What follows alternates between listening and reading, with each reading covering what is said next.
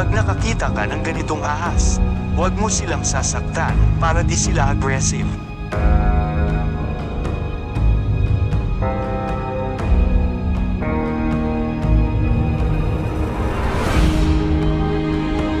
Ang ahas na cobra ay may matalas na pangamon at handa siyang manakit kung sila ay iyong nasaktan.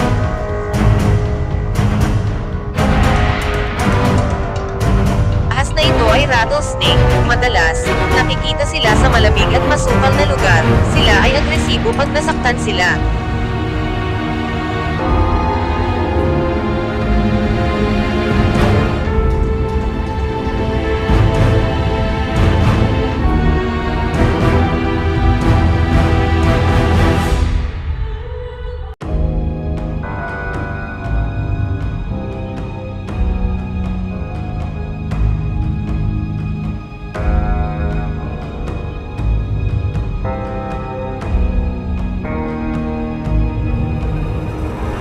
Basically click against each other.